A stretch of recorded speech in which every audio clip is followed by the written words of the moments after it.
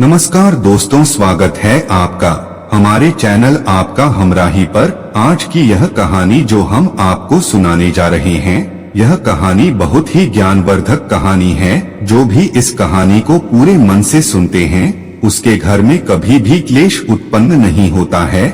उसके घर में हमेशा सुख और शांति बनी रहेगी। उसके घर में लक्ष्मी जी का सदा आगमन रहेगा। तो कृपया सब्सक्राइब कर लीजिए हमारे इस चैनल को, ताकि नए आए वीडियो की नोटिफिकेशन सबसे पहले आप तक पहुंचती रहे। आपने सुना होगा कि जिसके घर में रोज झगड़े होते हैं, रोज क्लेश होता है, उस घर में बरकत नहीं होती, उस घर में कभी लक्ष्मी जी का आगमन नहीं होता। और जिस घर में सुख शांति होती है, उस घर में सुख समृद्धि और धन का आगमन होता है, और माता लक्ष्मी का निवास उसके घर में हमेशा बना रहता है। इस कहानी को सुनने के बाद हमें यह पता चल जाएगा कि हमें घर में लड़ाई झगड़ा क्यों नहीं करना चाहिए। और जिसके घर में आए दिन लड़ाई झगड़े होते हैं, वह उन लड़ाई झगड़ों को कैसे रोक सकता है। क्योंकि घर में सुख शांति का होना बहुत जरूरी है। क्योंकि जहाँ सुख शांति होती है, वहीं माता लक्ष्मी निवास करती है। जहाँ क्लेश होता रहता है, लड़ाई झगड़े होते रहते हैं, वहाँ माता लक्ष्मी का वास नहीं होता, वहाँ दुख और दारिद्र्य का वास हो जाता है। अगर आप इस कहानी को सुन रहे हैं तो पूरा सुने।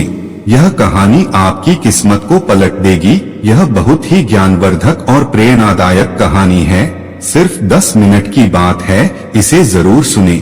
यह एक मोर और मोरनी की कहानी है। चलिए कहानी शुरू करते हैं। एक जंगल में एक मोर और मोरनी बहुत हंसी खुशी रहते थे। एक दिन मोरनी मोर से कहती है, पिया जी, हमें यहाँ से चलना चाहिए। हमें वहाँ चलना चाहिए जहाँ हमारे समाज के लोग रहते हों, जहाँ काफी सारे मोर मोरनी रहते हों।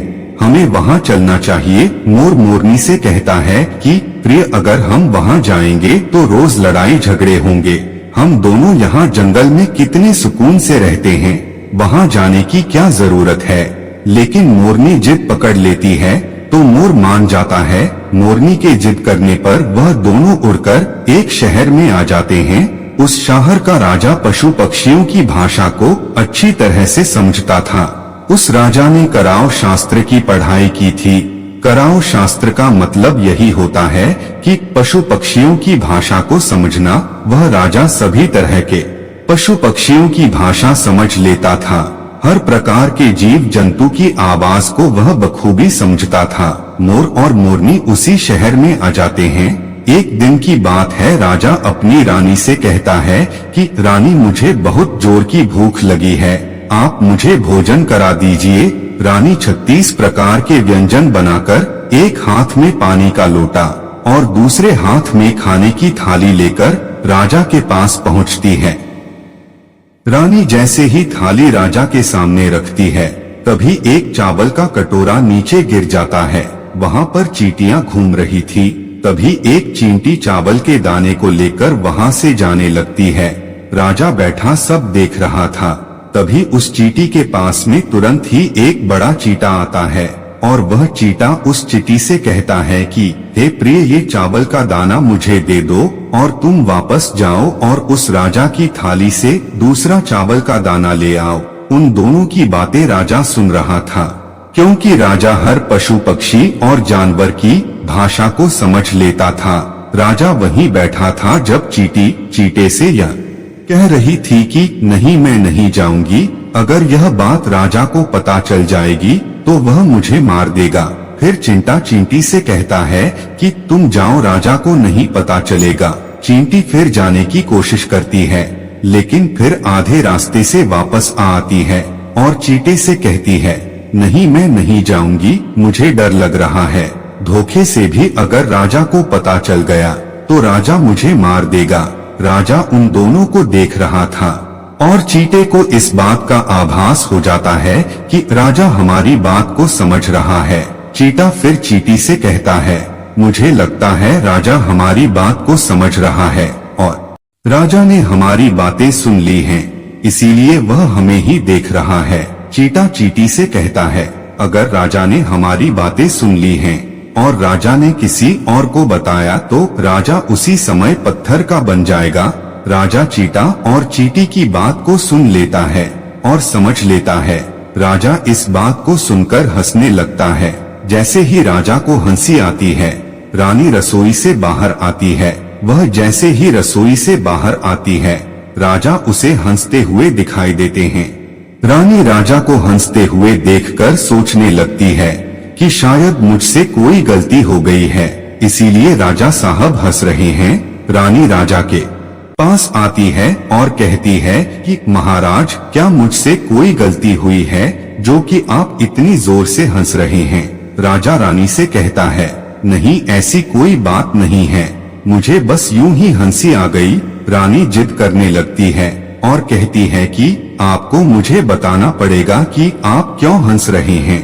राजा बार बार मना करता है, क्योंकि राजा को पता था कि चीटा ने कहा है कि अगर मैं चींटी वाली बात किसी को बताऊंगा तो मैं पत्थर का बन जाऊंगा। इसीलिए राजा रानी को यह बात नहीं बताना चाह रहा था, लेकिन रानी बार बार जिद करती है और कहती है, आपको मुझे बताना ही पड़ेगा कि आप क्यों हंस रहे थे।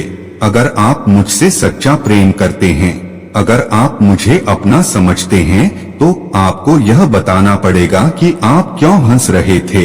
राजा धर्म संकट में पड़ गया और राजा सोचता है, अगर मैं ये बात रानी को बताऊंगा तो मैं पत्थर का बन जाऊंगा। और फिर सोचता है, अगर मैं नहीं बताऊंगा तो रानी का विश्वास खत्म हो जाएगा।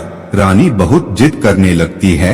राजा रानी से कहता है, ठीक है, अगर मैं आपको बताऊंगा तो बाद में आपको पछताना पड़ेगा। रानी कहती है कि अभी तो आप कह रहे थे कि कोई बात नहीं है, अब आप कह रहे हैं कि मुझे पछताना पड़ेगा। रानी कहती है कि जरूर कोई बड़ी बात है, और रानी और ज्यादा जिद करने लगती है। तब राजा कहता है कि तो ठीक है, अगर आप नहीं मान रही है तो चलिए, मैं जंगल में आपको यह बात बताऊंगा। राजा रानी रथ पर सवार होकर के जंगल के लिए निकल जाते हैं। जैसे वह घने जंगल में पहुंच जाते हैं, तब राजा सारी बात रानी को बताने लगता है। जैसे ही राजा थोड़ी थोड़ी बात रानी को सुनाते गया, वैसे वैसे वह भी धीरे धीरे पत्थर का बनता गया। जब राजा ने आधी बात रानी को सुनाई तो वह भी आधा पत्थर का हो गया। राजा रानी से कहता है कि हे रानी, मैं धीरे धीरे पत्थर का बनता जा रहा हूँ, तुम बाद में बहुत पछताओगी। रानी कहती है कि हे राजन, हे महाराज, थोड़ी सी बात बची है, आप वह भी सुना दीजिए। राजा पूरी बात बता देता है और राजा पूरा पत्थर का बन जाता है। रानी की जिद के कारण राजा पूरा पत्थर का बन जाता है। फिर रानी रोने लगती है और रानी उस पत्थर को हिलाने की कोशिश करती है, लेकिन भारी भरकम पत्थर कैसे हिल पाता, क्योंकि राजा बहुत भारी था। राजा पत्थर का बन जाता है और उधर रानी सर पटक कर रोने लगती है, छाती पीटती है, विलाप करती है और सभी जीव जंतुओं से सहायता की गुहार करती है। इस सब कहानी को मोर और मोरनी ध्यान से देख रहे थे। रानी के विलाप को देखकर मोर मोरनी को दया आ जाती है। मोरनी मोर से कहती है, पिया जी, रानी बहुत दुखी हो रही है, हमें इसकी सहायता करनी चाहिए, यह कितना दुखी हो रही है। मोर कहता है, हम इसकी ज्यादा तो मदद तो नहीं कर सकते, लेकिन कम से कम इसको सांत्वना तो दे ही सकते हैं, यानी उसको विश्वास तो हम दिला ही सकते हैं। यही सोचकर मोर और मोरनी उस रानी के पास जाते हैं और जाकर के रानी से कहते हैं कि हे रानी, जो हुआ वो तो गलत हुआ, लेकिन आप जरा धैर्य रखिए, अपने आप को थोड़ा संभालिए, आपके पीछे पूरा राज्य है, राजा तो पत्थर का हो चुका है, अब आपको आपके राज्य का संचालन करना है। रानी मोर मोरनी की बात सुनने के बाद कहती है, हे मोर मोरनी, मैं अपने आप को कैसे संभालूं, क्योंकि अब तो मेरा संसार ही उजड़ गया है, क्योंकि मेरे पति परमेश्वर पत्थर के बन चुके हैं, अब मैं क्या करूं। रानी की यह बात सुनते ही मोर के मुंह से यह निकल जाता है कि राजा पत्थर के कैसे हो गए, राजा तो अच्छे खासे इंसान थे, लेकिन यह पत्थर के कैसे हो गए। फिर रानी ने पूरी बात मोर मोरनी को कह सुनाई। रानी वही बात मोर और मोरनी को बताने लगती है और रानी भी धीरे धीरे पत्थर की बन जाती है। और जब रानी पत्थर की हो जाती है और इधर राजा तो पत्थर का हो ही चुका था, जब दोनों पत्थर के हो जाते हैं तो मोर मोरनी को चिंता सताने लगती है और मोर और मोरनी बहुत दुखी हो जाते हैं। मोर मोरनी को यह चिंता सताने लगती है कि यह भी बात हमारे साथ भी हो सकती है, क्योंकि राजा भी उसी चीटी चीटा वाली बात से पत्थर का हो चुका है और रानी भी उसी बात से पत्थर की हो चुकी है। मोर मोरनी से कहता है, हम पर भी खतरा मंडरा रहा है, क्योंकि तुम स्त्रियों से कोई भी बात छिपी नहीं है। मोरनी मोर से कहती है, पिया जी यहाँ से हम दूर चले क्या? मोर मोरनी से कहता है, पागल, दूर जाने से क्या फायदा है? यह संकट तो धरती के किसी भी कोने में हमारा पीछा नहीं छोड़ेगा। यह खतरा तो हमेशा हमारे ऊपर मंडराता ही रहेगा। अगर जाने अनजाने में भी यह बात हमारे मुंह से निकल गई तो हम भी पत्थर के बन जाएंगे। इसी बात से मोर और मोरनी बहुत दुखी हो जाते हैं। वह बहुत चिंतित हो जाते हैं। रात दिन उनको यह दुख सताता रहता है। इसी चिंता में वह ना भोजन करते हैं और ना ही चैन से सोते पाते। बस दिन रात उनको यही दुख सताता है, यही चिंता रहती है कि यह बात उनके मुंह से निकल न जाए। हमारे मुख से यह बात भूलकर भी निकल गई तो हम दोनों पति पत्नी पत्थर के बन जाएंगे। यही सोचकर मोर ने सोचा कि अगर मैं सभी चींटियों को खत्म कर दूं तो यह सब खत्म हो सकता है, क्योंकि यह सब तो चींटियों की ही वजह से ही हुआ है। मोर मोरनी से कहता है कि अगर हम दुनिया की सारी चींटियों को खत्म कर दें तो चींटियों का संकट खत्म हो जाएगा। और मोर मोरनी इस बात पर राजी हो जाते हैं और वे चींटियों को मारकर खाना शुरू कर देते हैं। मोर और मोरनी की इतनी दहशत हो गई कि सभी चींटियां डर की वजह से बिल खोद कर जमीन के अंदर जाकर छिप गई। मोर मोरनी कड़ी निगरानी रखते लगे। उन्हें जहाँ भी चींटी दिखती तुरंत दबोच लेते। कोई भी चींटी मोर और मोरनी के इस आतंक के कारण बिल से बाहर ही नहीं आती थी। सभी चींटियों ने जमीन के अंदर बिल बना लिया और जमीन के अंदर ही जाकर बैठ जाती। काफी वक्त बीतने के बाद चींटियों को भूख सताने लगी, क्योंकि खाने की व्यवस्था बिल में थी नहीं, खाना तो बाहर मिलता। इसलिए जैसे ही खाना लेने के लिए चींटी बाहर आती और मोर मोरनी उसे दबोच लेते और उसे खा लेते। एक चींटी और एक चीता बिल के भीतर भोजन के लिए तड़पते हुए भगवान विष्णु का सच्चे मन से भजन करने लगे। भक्ति करते करते उन्हें यह भी मालूम नहीं था कि वे कहाँ हैं। वे दोनों घोर तपस्या में लीन हो गए तो अंत में भगवान विष्णु उन्हें दर्शन देते हैं और श्री हरि विष्णु कहते हैं, चींटी चीता जो तुम मांगना चाहते हो मांग सकते हो। हम तुम्हारी भक्ति से बहुत प्रसन्न हैं, क्योंकि चींटी और चीता ने घोर तपस्या की थी, वो भी बिना किसी अन्न जल को ग्रहण किए। इसलिए भगवान विष्णु उनकी भक्ति से बहुत जल्दी प्रसन्न हो गए और आकर वरदान मांगने को कहने लगे।